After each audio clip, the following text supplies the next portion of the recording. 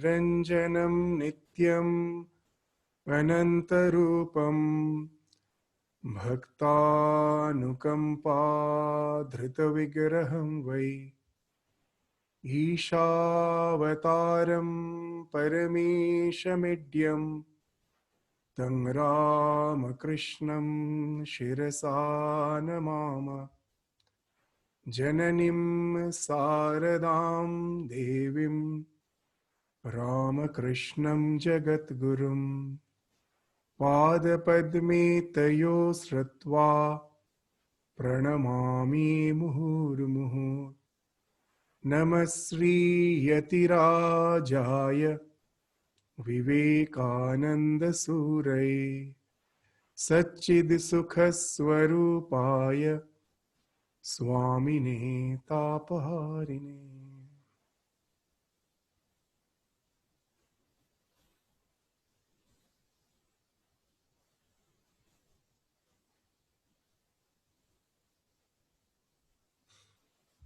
So now we will continue with our study of the Karma Yoga of Swami Vivekananda. So the last portion of the paragraph which we were studying in the last class, let me just go a bit back and start from there.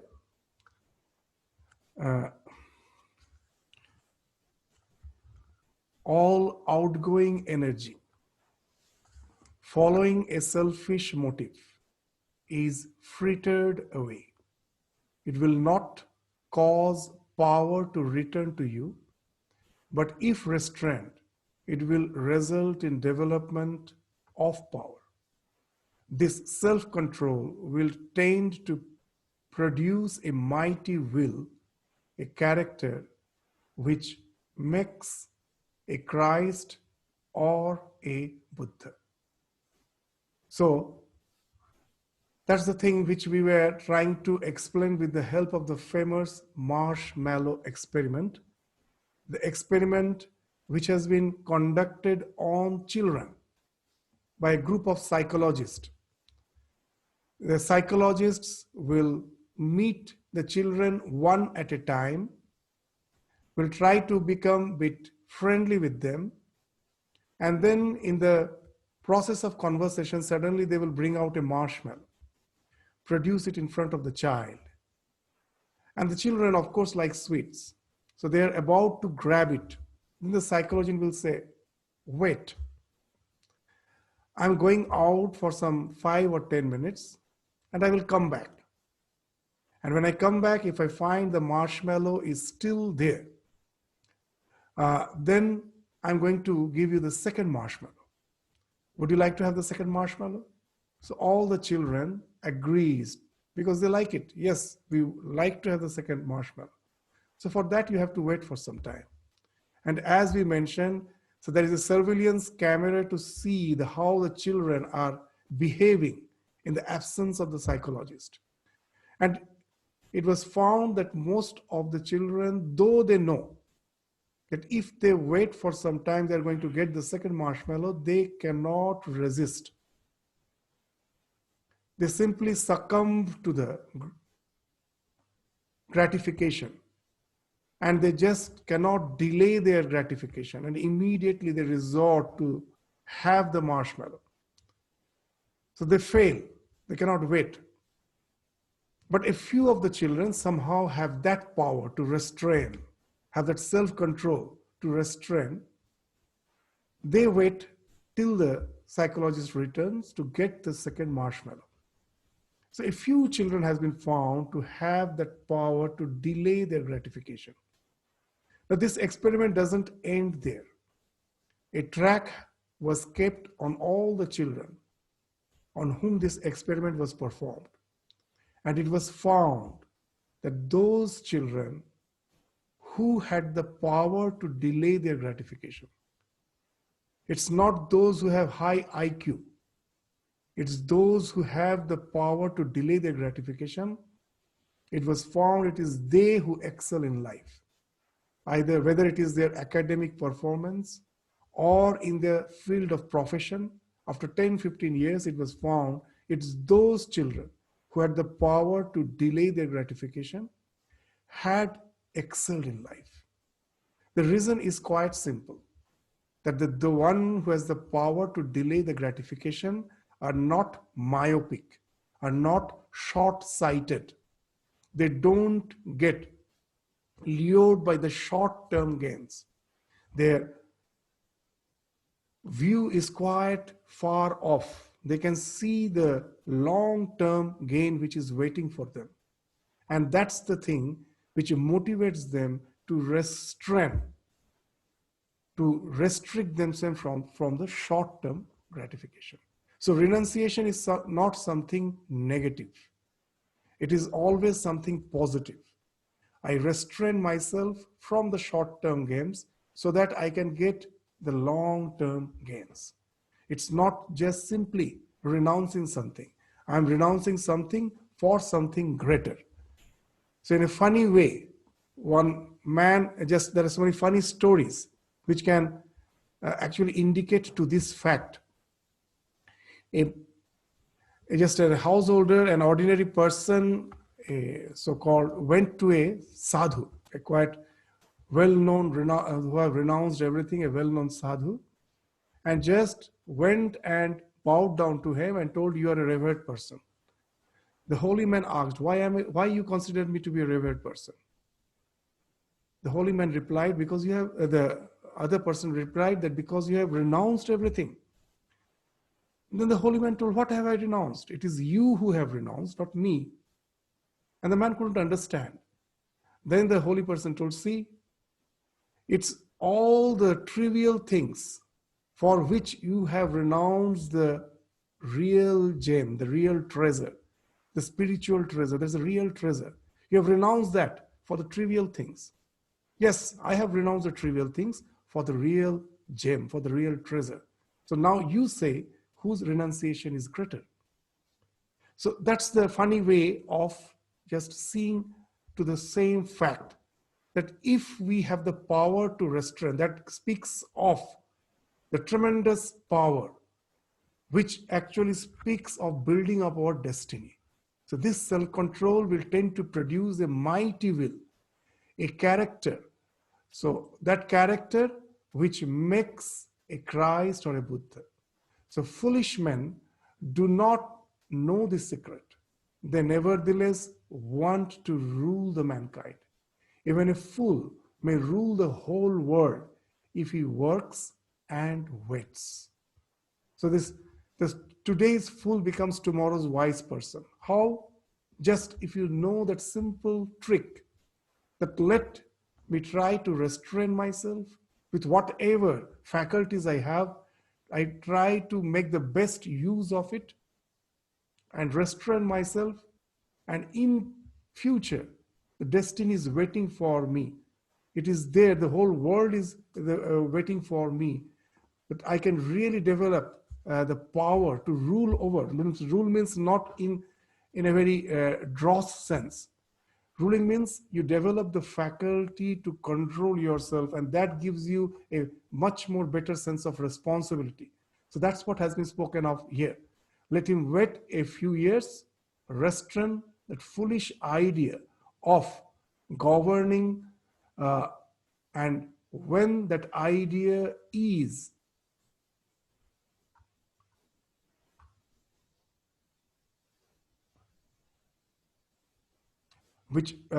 when that idea is which makes a Christ or a Buddha. Foolish men do not know this secret. They nevertheless want to rule mankind. Even a fool may rule the whole world if he works and waits. Let him wait a few. Sorry, you have to go to. The idea is wholly gone. He will be a power in the world. The majority of us cannot see beyond a few years, just as some animals cannot see beyond a few steps. Just a little narrow circle. That is our world. We have not the patience to look beyond, and thus become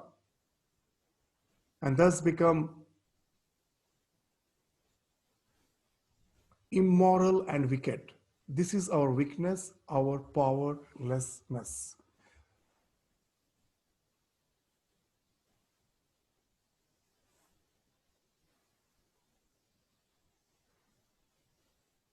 So this is the idea which in the last class we have described, that it is a restraint which actually helps us to build our destiny. If we shouldn't take the I renunciation in the negative way, that I am renouncing everything just for nothing. Actually, something greater is waiting for me. For that, I am renouncing something which is trivial, something which is secondary. So now Swamiji is entering into some this another aspect of Karma Yoga. Even the lowest forms of work are not to be despised. So this is the idea which will be elaborated in the very next chapter, when which we are going to start. The next chapter, in that chapter, this idea will be elaborated. Even the lowest forms of work are not to be despised, because what we do doesn't define us. How we do, that defines us. Swami Vivekananda will be giving an example in the next chapter, that a cobbler who can prepare a pair of shoes, a very nice pair of shoes is a much productive person than a professor who speaks nonsense. Means though, as per the gradation is concerned, he is in the much high grade as per the society's hierarchy is concerned. Is a learned person, respected person. But if he cannot do his task in a proper way, then the cobbler, the blacksmith, they're doing their work in a much better way. Then they are considered to be the more productive. At least they're doing something which is beneficial for the society. So what you are doing, that is not important. How you're doing, how productive you are. So that actually defines us. So even the lowest forms of work are not to be despised. Whatever I'm doing, do it perfectly. Even if I'm cleaning my house, even if I'm grooming my room, I do it perfectly, with full attention, with full perfection. So that's the basic idea behind Karma Yoga.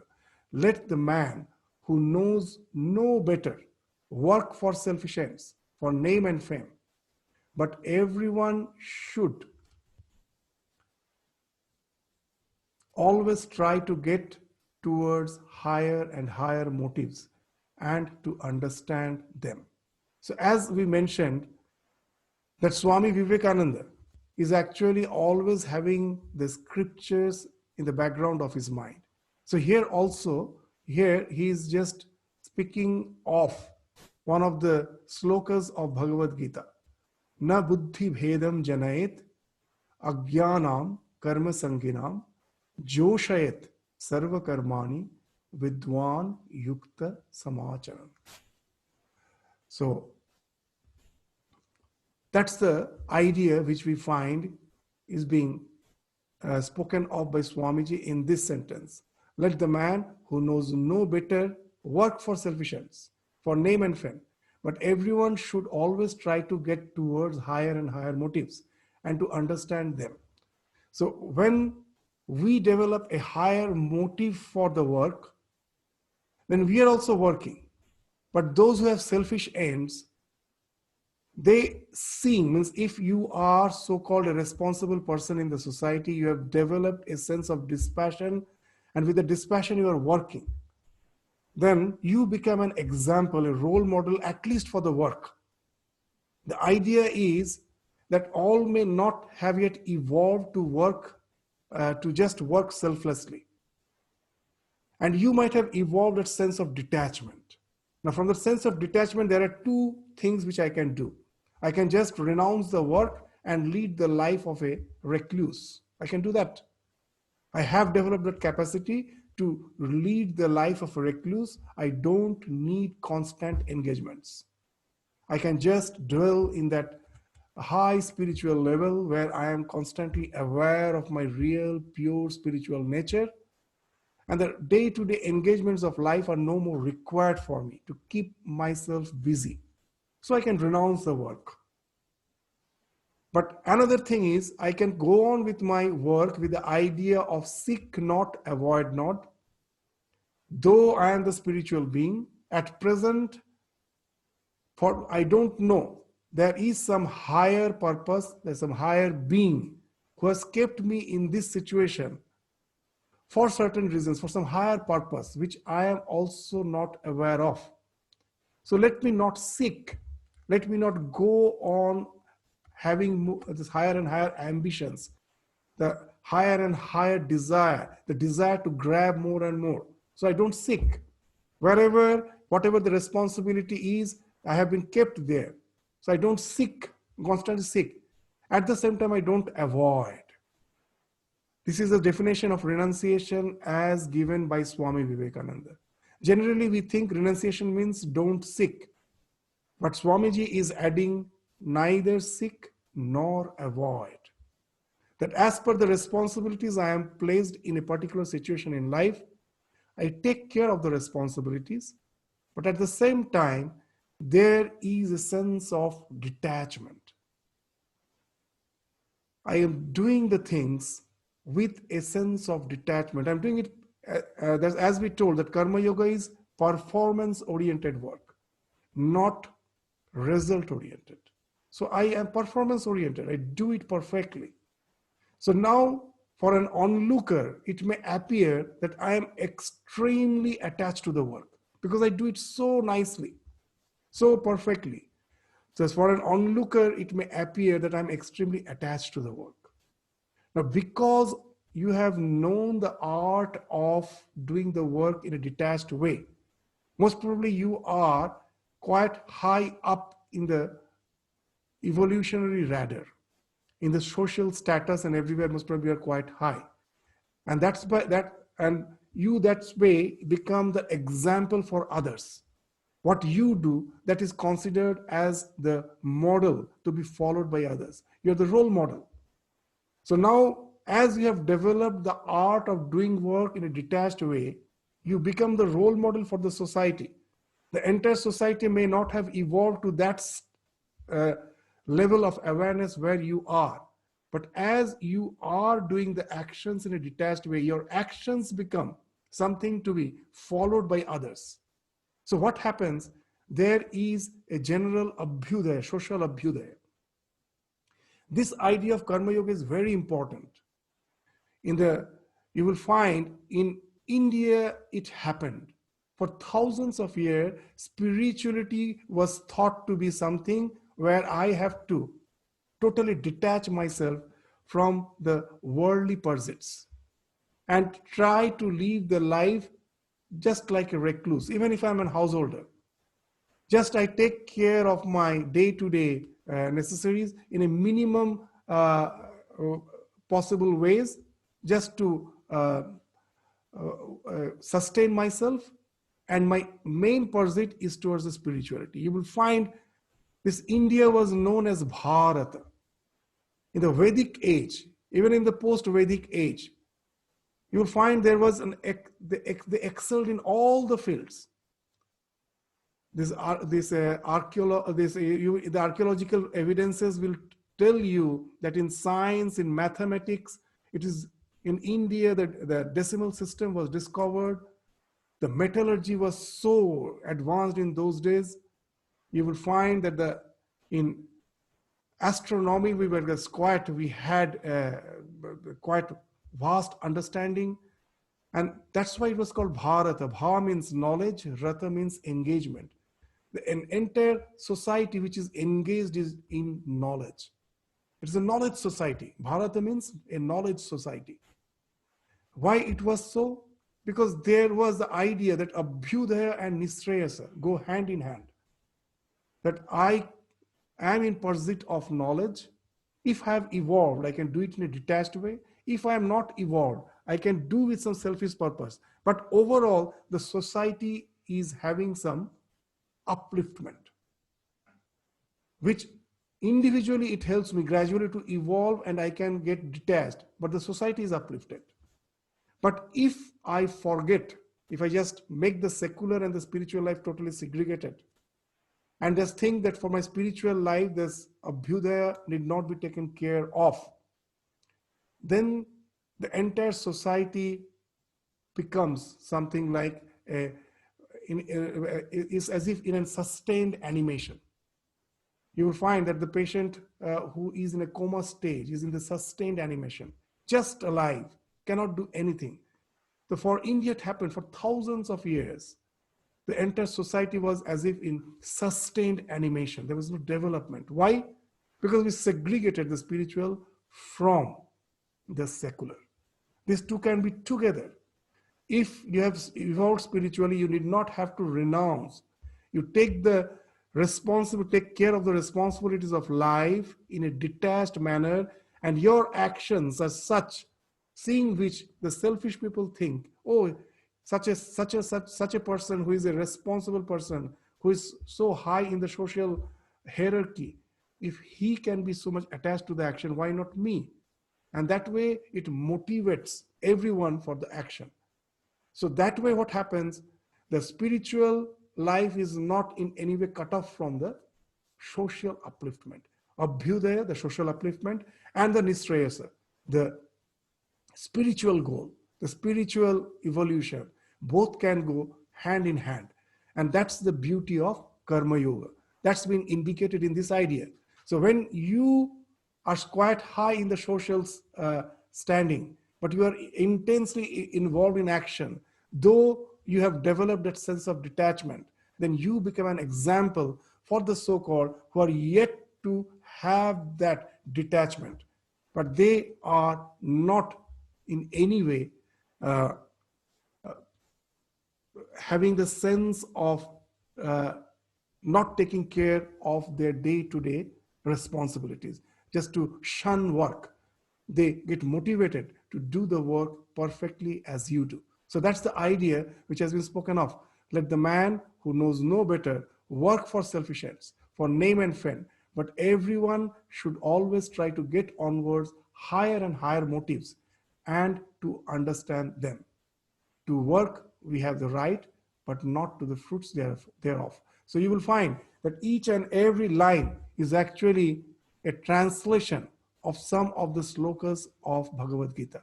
So here, as we told, that this line actually is a translation of the sloka, na buddhi bhedam janayet ajnanam karma sangina. So just as I have developed that spiritual detachment by renouncing work, let me not create confusion, buddhi bheda, among the common mass. Those who are ajnanam, karma, those who are tremendously attached to the world, to the actions, those ajnana, those who are still yet to have the spiritual wisdom, they are attached to their actions. By detaching myself from the action, let I not create confusion. Joshayat sarva karmani vidwan yukta samachara. So be engaged. Joshayat sarva karmani. Remain engaged in your action. Who? The vidwan, the wise man should remain engaged in the action, but at the same time he should be yukta, always aware of his spiritual, the spiritual entity, the core of his being, which is beyond all the actions. He should never be forgetful about that. By being yukta to his spiritual, his nature, he should go on doing all his actions in a detached way, and that way he or she should not create any confusion among the common mass. So that's the idea which has been spoken here. The next thing, then now Swamiji is indicating, to work we have the right, but not to the fruits thereof. So again, this karmanyevadhikaraste ma phaleshu kadachana, were one of the very oft quoted slokas of Bhagavad Gita. So here he is coming to that conclusion, that to work we have the right, not to the fruits thereof. Now, sometimes it really becomes very difficult to understand that how is it possible? I have developed a sense of detachment. I know that the things of the world is temporary, they are not permanent. How can I then give the full attention to the work? So we generally give an example. The example of the child care center. You know that what the real renunciation is like. The real renunciation is just like a small kid, a small child going to the child care center, because they develop that attitude of real renunciation. You may say, how?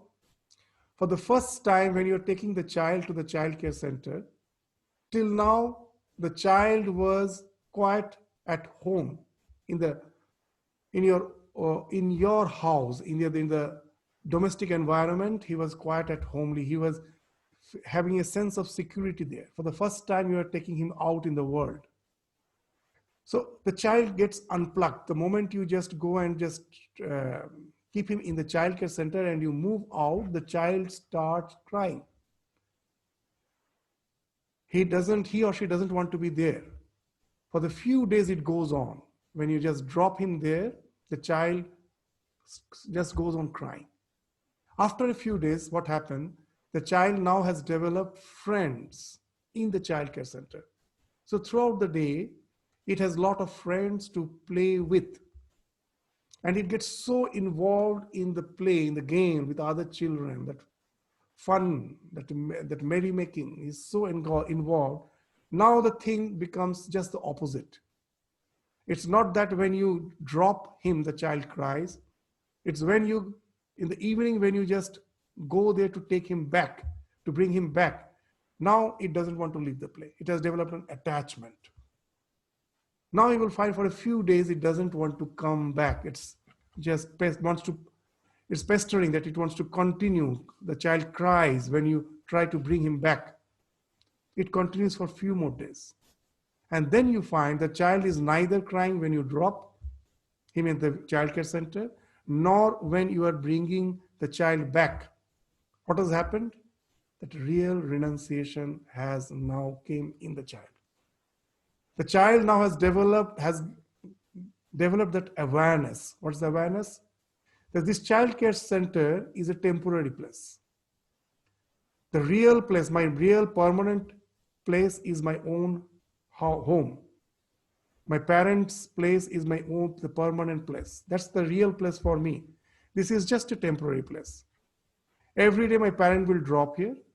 In the morning, in the evening, they will take me back.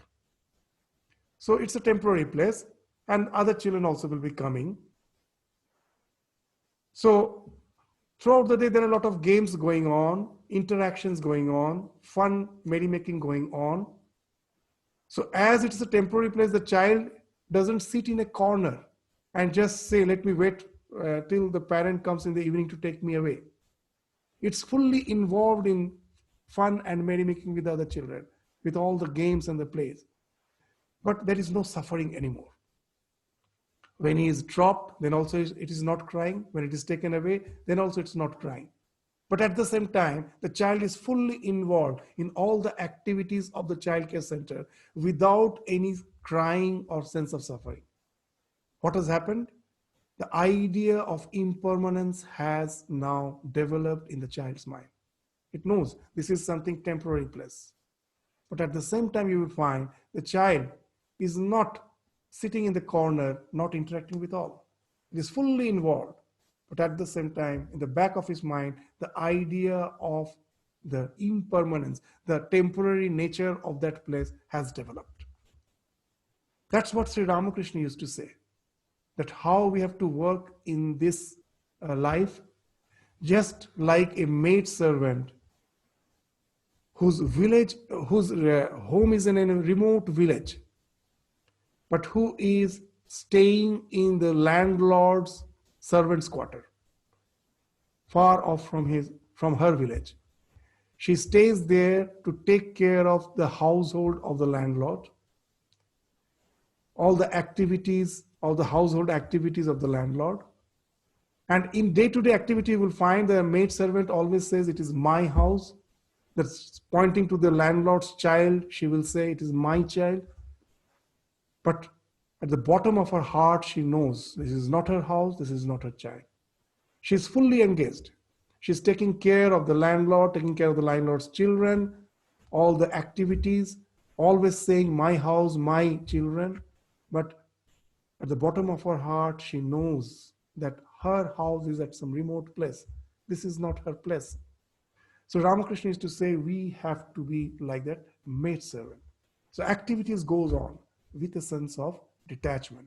So that's the idea which Swamiji has gradually brought. It's the idea of the Bhagavad Gita. Leave the fruits alone. Why care for results? If you wish, if you wish to help a man, never think what that man's attitude should be towards you. If you want to do a greater or a good work, do not trouble to think what the result will be. So if you wish to help a man, never think what that man's attitude should be towards you. Because that way, I will be degrading myself to the level of that person. By the expectation, degrades me to the level of that person. There's a nice story that one sadhu, a holy man, one day was sitting on the bank of a reservoir, on the bank of a river. And a person from a far off distance saw that he is trying to save some scorpion which has fallen in the water. Again and again, he's trying to save the scorpion. Then the moment he tries to bring that scorpion out, the scorpion stings in his hand. And because of the pain, again the scorpion gets dropped in the water. And again the sadhu does the same thing. And repeatedly he gets stung by the scorpion. Then the man was amazed. He came and told. He asked him, what are you doing? It is stinging you again and again. Why are you trying to save it? And then the sadhu, that was a very famous Hindi proverb, which is being, which we say it as, Tera kaam. The sadhu immediately replied, Tera kaam tu kare, mera dharam kahe chhore. I have resorted to that now that I want to be detached, I want to do the work perfectly without the thinking of the gains, thinking of result, all without being mercenary. That this much of work, this is the result. So many hours of work for this much of payment. All these attitudes, I go beyond that. I try to give the maximum that output which I can give. And know it for certain, the more you have that ideal, you will find yourself alone. You have been singularized because the majority of the people will have the selfish ends. So now, if this makes you suffer, that I am alone. See, most of the people, to give a common example, suppose in your workplace, you have some responsibility. And now, at 5 p.m., you're supposed to leave your work. That's your working hours. So you think that let me complete my assignment and then I leave. And in the meantime, you find you're alone. All have left. They're more bothered about the time than the work responsibility. I'm supposed to work till 5, but that's over. The work we will take care of it later. So now if that makes you suffer, you forget that it is you who have taken the decision to give more importance to the work than to the mercenary attitude of that what I get paid for, the number of hours, for that only I work. It is you who have renounced that. And now, why should you expect that others, that you should be getting the crowd with you? The more you evolve spiritually, the more you will find yourself getting separated from the mass. You're alone. It is a journey of the alone towards the alone. So you have to be prepared for that. You shouldn't think of expectations, that it is you who have renounced that. Why should you now expect what I give for that, there should be some reward? So that's the idea which Swamiji is saying, that if you wish to help a man, never think what that man's attitude should be towards you. If you want to do a great work, great or a good work, do not trouble to think what the result will be. The same thing, that our actions should be performance, that we have already, Swamiji has discussed. It should be performance oriented, not the result oriented action. That's the basic idea behind Karma Yoga. There arises a difficult question in this ideal of work. Intense activity is necessary. We must always work. We cannot leave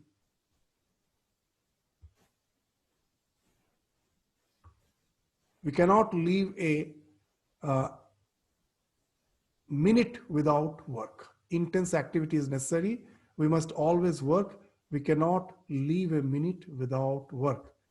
So again, as Swamiji is having the scriptures in the mind, we should always, if we find there is a reference to it, it's better we go back from where he is quoting that. Again, it is from the Bhagavad Gita. Niyatam kuru karmatvam. It's in the 8th sloka of the 3rd chapter. Niyatam kuru karmatvam. You should go on doing action unceasingly.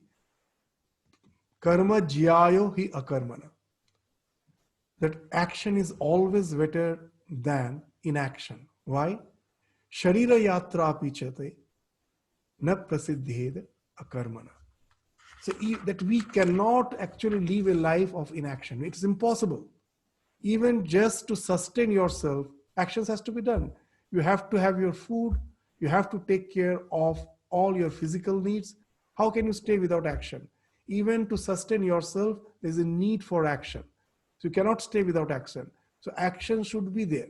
I cannot renounce action, but I should know the art of doing it. So that's the idea which has been spoken of here. Intense activity is necessary. We must always work. And we cannot live a minute without work. So now the question comes that if that's the thing, then what's the actual idea of going beyond karma? That there is an idea of naishkarma siddhi, that I go beyond all action. That doesn't mean inaction. Action goes on as it is. But I feel I am just the spectator, just the witness. My body-mind complex, being placed in a particular situation because of its past karma, is going through certain responsibilities, but the real me is just the witness. It is in no way affected by all the actions. So that's the attitude which we should have in our life. We should always remember that if we really want to lead a spiritual life, a whole time spiritual life, spirituality cannot be a part-time affair. As Sri Ramakrishna used to say, for most of us, spirituality is a part-time affair. Why? In the morning we wake up, in his words, our religion is till breakfast. Amader dharma jalojog porjanto. Why? So very funny, in a very joking manner, he used to say that before that, what is our general practice? In the morning, after we wake up, we have our morning ablutions, we have a shower, we have most probably a separate small room in the corner of our house where we enter. That's the shrine room, where we enter with a particular set of cloths kept only for that purpose. We enter there. We have our own somewhere, our rituals to relate to the divine. We must probably burn some incense, offer some flowers, sit for meditation, offer some food, do some chanting, whatever it may be. And we really feel uplifted, as if we are in commune with the divine. We have already developed an emotional bond, a devotion. We feel really uplifted. And after some time, maybe half an hour, 40 minutes, 1 hour, whatever time permits, you come back, change your clothes. Now you wear the clothes for going out for your job and sit for your breakfast before you leave for your work. And Ramakrishna is saying that now I am a different person. My religion is over till I had my breakfast. Now I forget about it. Immediately the mad rush of all my responsibilities engulfs me. I become a totally different person. So if that's the case, then this watertight compartment between the secular life and the spiritual life is there. And how can I really evolve spiritually? Spirituality becomes just a part-time affair. It's something very small. It cannot just encompass my entire life. So it's not what I am doing. It's if I can take the shrine out, to my workplace. How is it possible? That in this, if this world is nothing but the expression of the divine, the manifestation of the divine, that as the famous mantra of the Isha Upanishad, it starts with that mantra. Isha Vasyam Idam Sarvam Yat Kincha Jagatyam Jagat. So if the world is pervaded by the divine, then why should I restrict the divinity only in the shrine? Let me just be aware of the same divinity everywhere, and all my actions then become karma yoga. And then this activity goes on. There is no question of taking myself out of the activity. But at the same time, my spirituality is not going to be terminated just for that few hours, that 1 hour, which I have kept exclusively for my various devotional practices. It goes beyond that. Some of the stories are very helpful. That what should be our real attitude towards the work. I will just relate a story in the life of Swami Vivekananda. You know, when Swami Vivekananda is in the West, as we have mentioned again and again, that all his lectures were extempore. He never prepared for his lectures. That it was a flow of inspiration. Whatever is to come, he will just speak out. And now the group of people, the disciples who gradually started gathering around him, it became their concern that such valuable words, it will get lost if we don't keep a record of it. So there, in those days, there was no, all this electronic media was not there to save those works. So in those days, they needed a stenographer. And they at last found one. For some small remuneration, he agreed to just take a shorthand note of all the Swami Vivekananda's lectures. His name is Goodwin. So Goodwin was appointed to take the short notes of Swamiji's lecture, and in the process, he also got influenced by all the ideas which were spoken of in the process of taking short note. So he at last decided not just to work for some remuneration. He wanted to serve Swami Vivekananda. Apart from taking the personal notes of his lectures, he started staying with him to take care of all his day-to-day needs. So Swamiji already started developing some physical ailments. He was there to serve him, to take care of him. And when Swami Vivekananda returned to India, Goodwin returned along with him. And everyone was amazed to see the dedication of Goodwin. With a tremendous dedication, he was serving Swamiji. But suddenly someone discovered that Goodwin actually still gets some remuneration from Swamiji, a monthly remuneration. And as you know, the people are always in search of some fault. So immediately there was a rumor. Oh, Goodwin after all is not a disciple of Swamiji. The dedication is after all for that remuneration. He's after all being remunerated. He gets some money.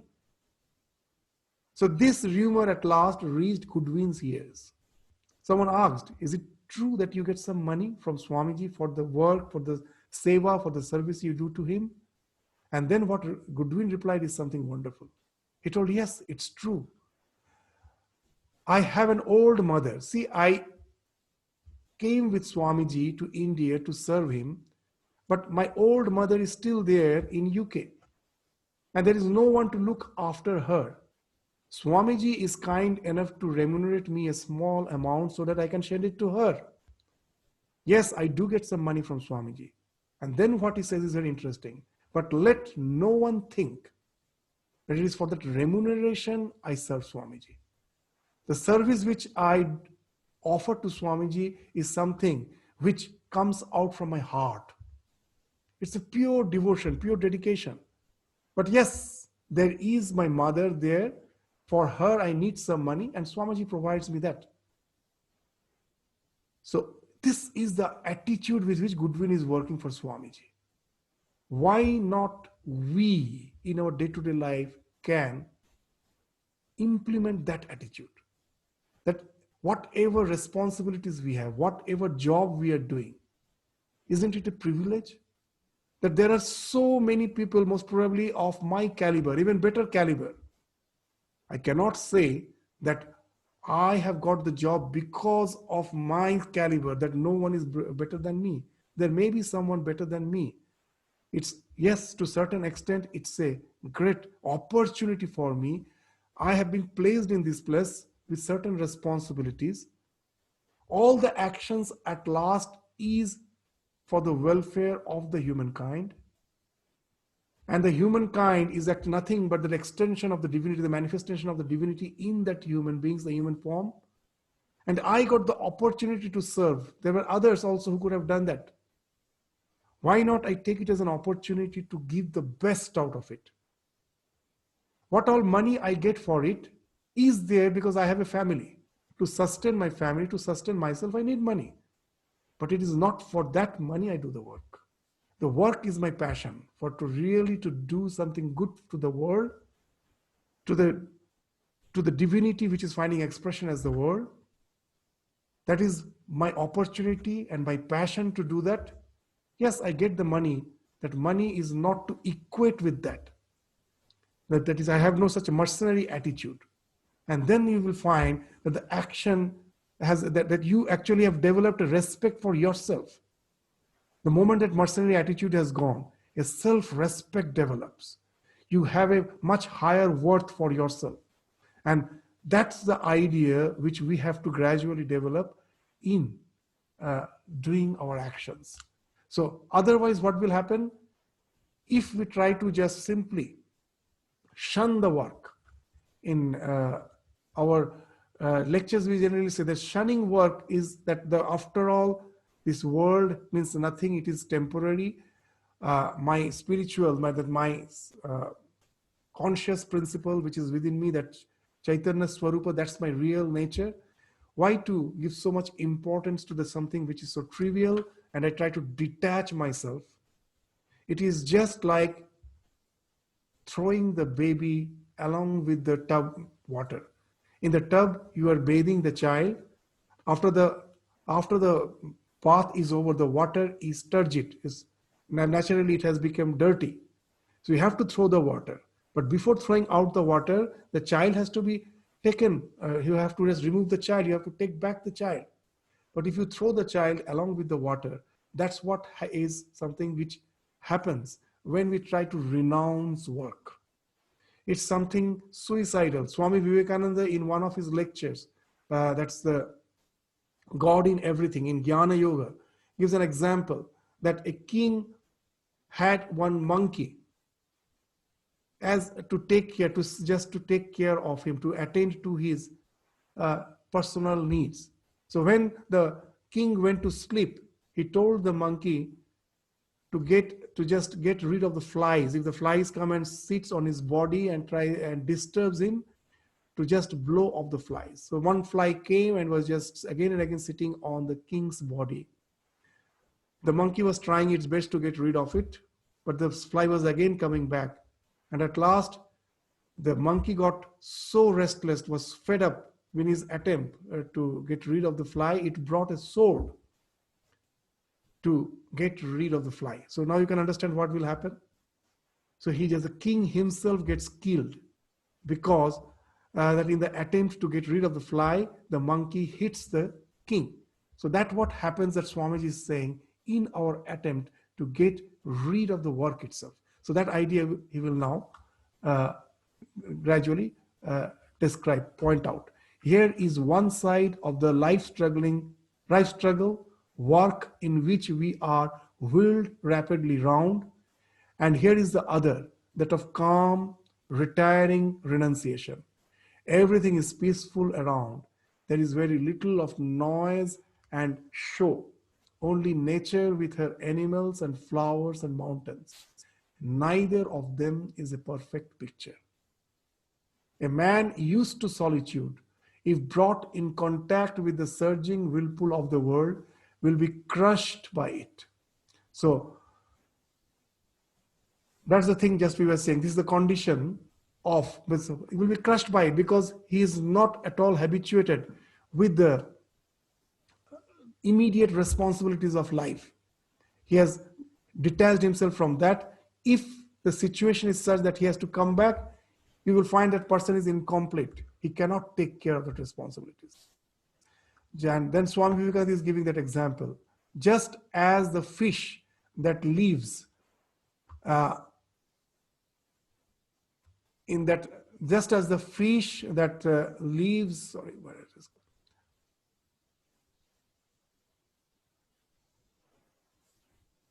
in the deep sea water, as soon as it is brought to the surface, it breaks into pieces, deprived of the weight of water on it that kept it together. So that's the thing, in the ocean, that the fish, the deep water fish cannot to the surface. It will just burst off, because the more it comes to the surface, the water pressure there is much lower than in the bottom. Its body is has evolved in such a way to take care of the tremendous pressure on the bottom of the sea.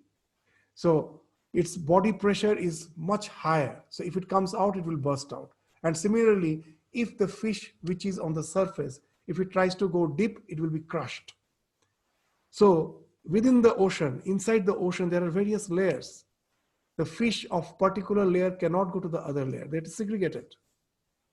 So similarly, a person who is habituated to lead a life, totally responsible, free life, if somehow is brought to the world of actions, he will find that he cannot adjust to it. A man used to solitude, if brought in contact with the surging whirlpool of the world, will be crushed by it.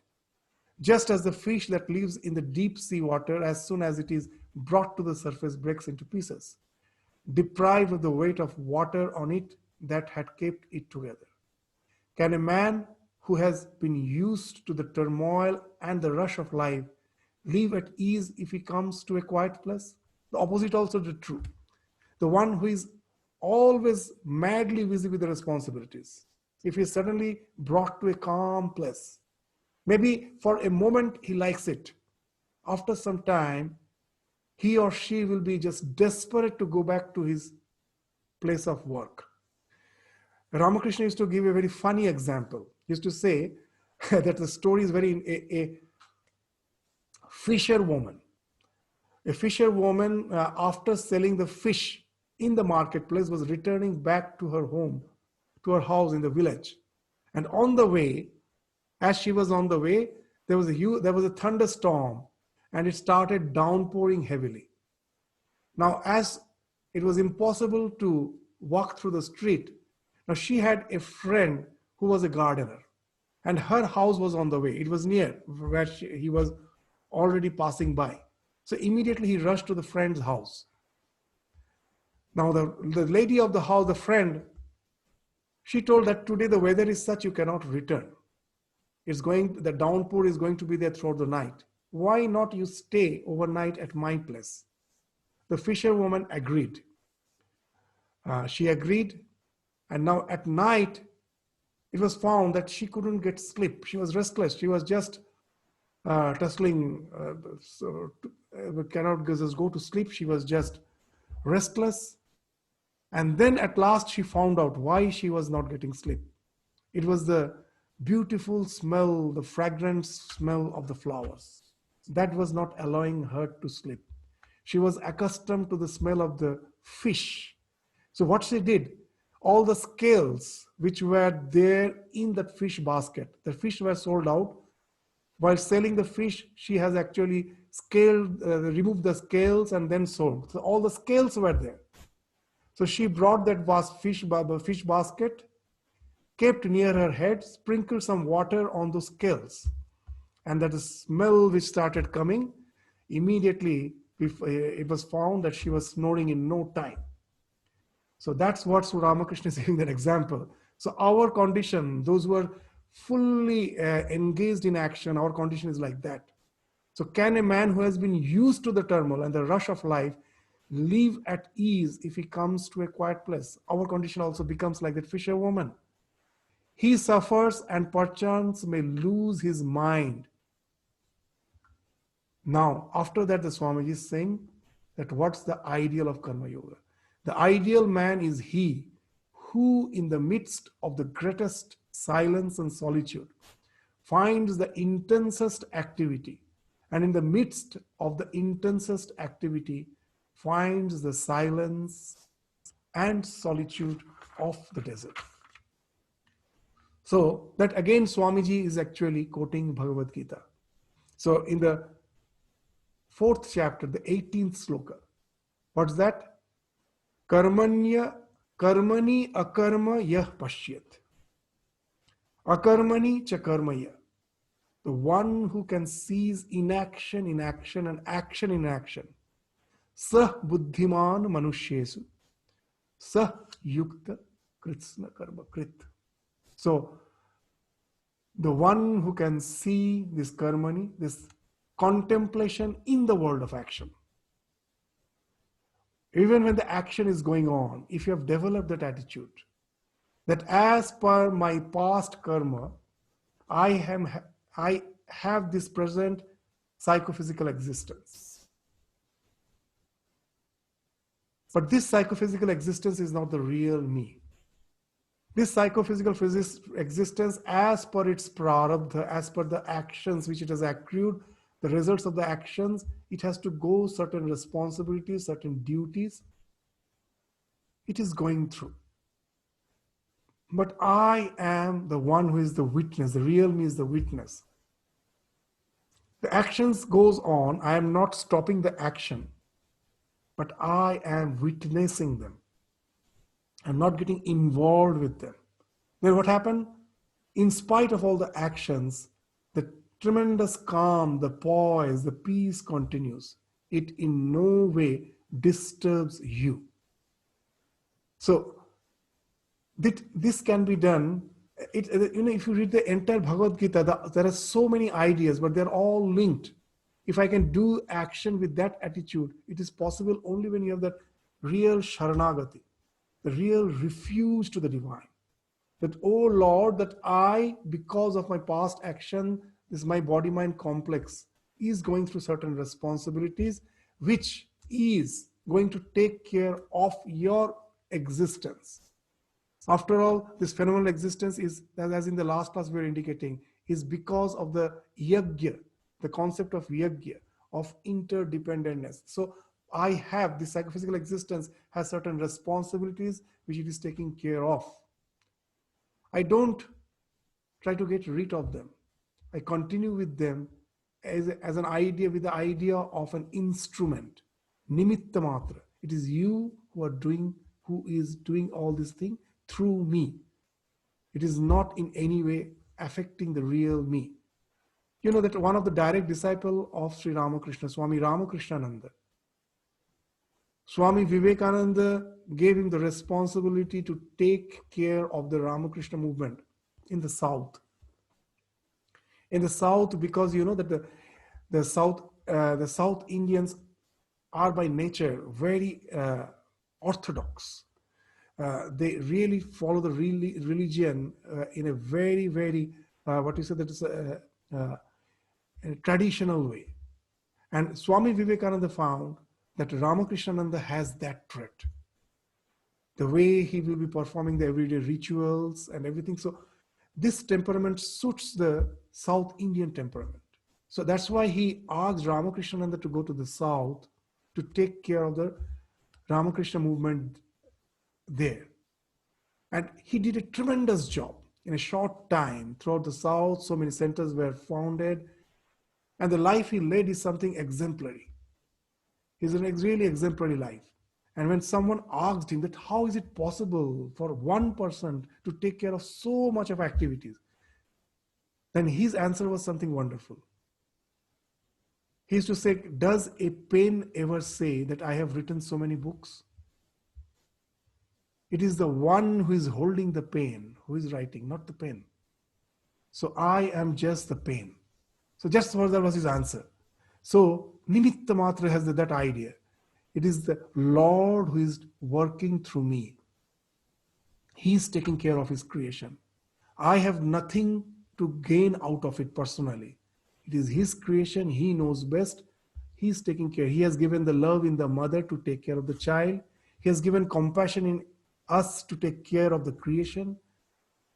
The love, the compassion which we have in the bottom of our heart, it is not we who have developed it. Just by seeing a person, suddenly you feel that compassion. From where it comes? The God has planned his creation in such a way that it is inbuilt in us. It is not something which we have to develop. It is there. The problem is we develop a sense of ego with that, a sense of ownership in that, and then all the problem starts. If we take that I'm just the instrument, God has implanted the love, the compassion in me to cooperate with the activities which are going on. And then I'm doing nothing for the particular result. Then the action takes a total different a dimension. So that is being indicated here.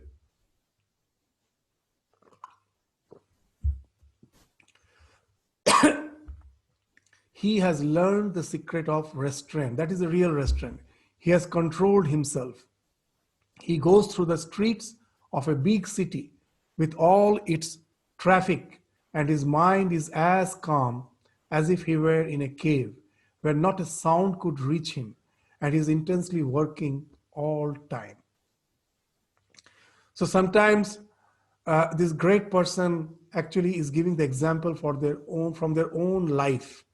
It's an example which Swami Vivekananda's own life actually exemplifies. You know, when Swamiji was in India as a parivrajak, as he was wandering around, was wandering throughout the length and breadth of India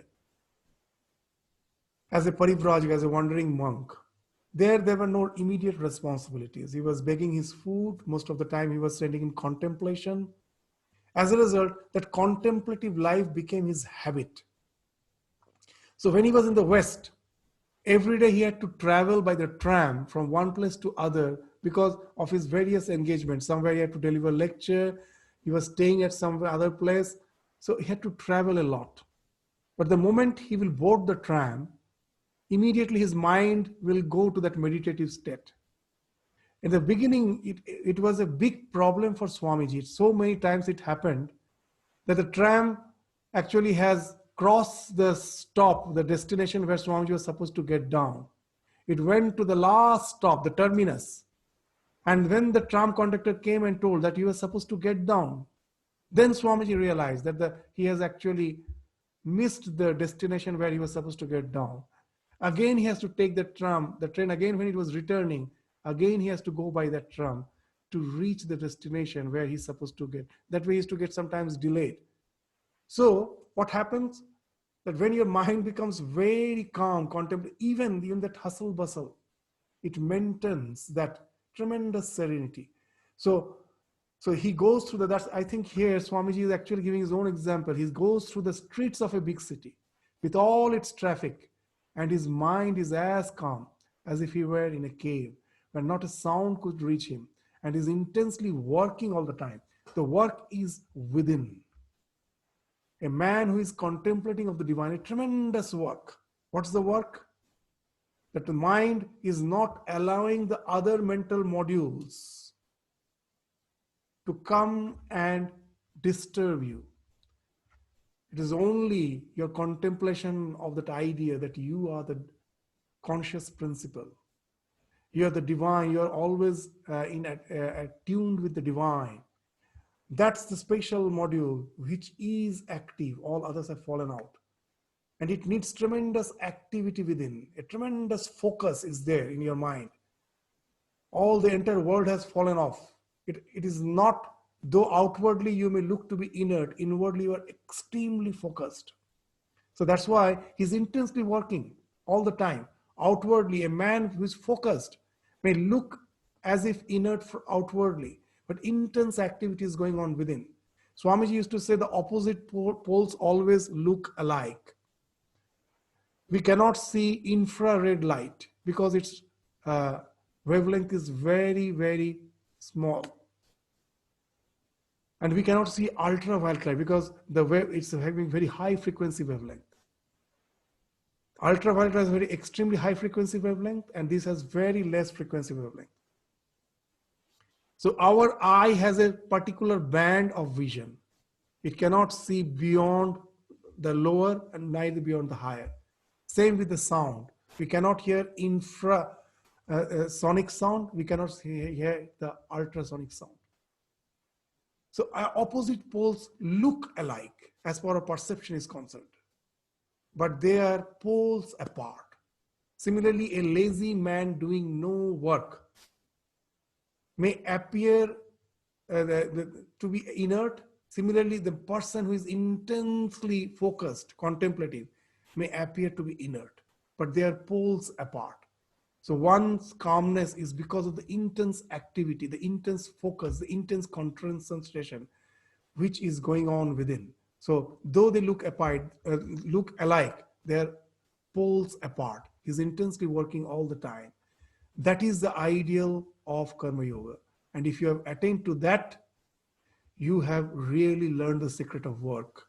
But we have to begin from the beginning to take up the works as they come up to us and slowly make ourselves more unselfish every day. We must do the work and find out the motive power that prompts us, and almost without exception in the first years, we shall find that our motives are always selfish. But gradually this selfishness will melt by persistence till at last will come the time when we shall be able to do really unselfish work. So Swamiji is almost completing, Swami Vivekananda is almost completing this chapter. So we will take up this idea again in the next class, where how these little practices is going to help us in spite of repeated failures, that repeated practice at last will will overhaul our personality to make us quite that a totally different person, where we will find that selflessness has become our reflex. The selfishness has vanished. That has become our reflex. We need not have to willfully do action without any selfish motive. It becomes spontaneous. So that Swamiji is speaking in the last paragraph. So we will take it up again in the next class. So with this, we stop our discussion today.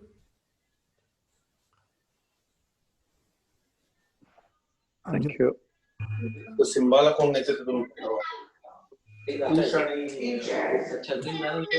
So now I'm just ending the class. Thanks, Swamiji. Namaskar. Thank you, Swamiji. Namaskar. Thank you. Namaskar.